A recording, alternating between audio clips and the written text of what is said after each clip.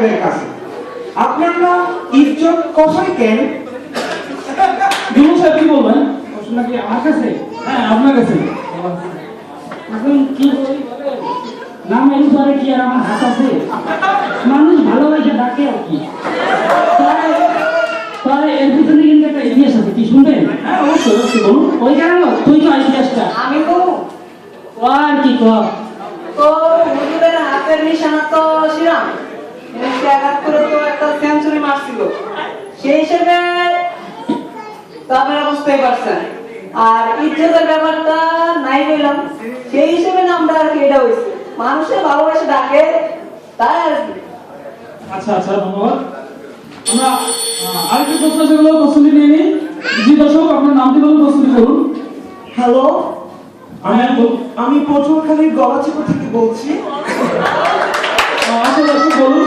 আমার যুব সাহেবের কাছে একটা কোয়েশ্চেন আছে। হ্যাঁ, যুব সাহেব কিছু বলতে চাই। যুব সাহেব শুনছেন? আপনি শুনছেন? কি করবেন?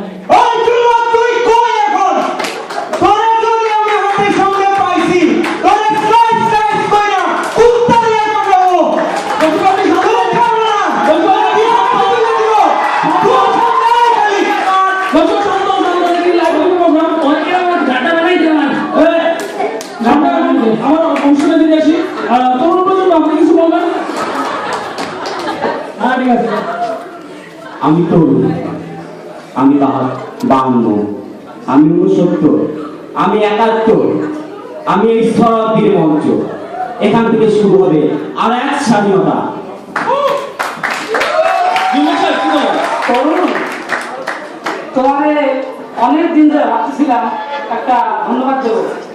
আজকে এই জন্য তোমার একটা সুযোগ পাইছি, তুমি আমাদের এলাকার সম্প্রদায়ে এই 2013-তে আইসা অনেক জনপ্রিয় করে দিছো, এই জন্য তোমার একটা স্পেশাল থ্যাংক ইউ। চুপ, তুই টাকা 71 তোরা কিনে নিয়েছিস 30 লক্ষ বাঙালির প্রাণ, 2 লক্ষ মা বোনের সংগ্রাম লুণ্ঠন করেছিস। 40 বছরের চোরজাল পরিষ্কার করার সময় এসেছে এখন। আজ তোদের শিকড়ে বাংলার মাটি থেকে উপড়ে ফেলবই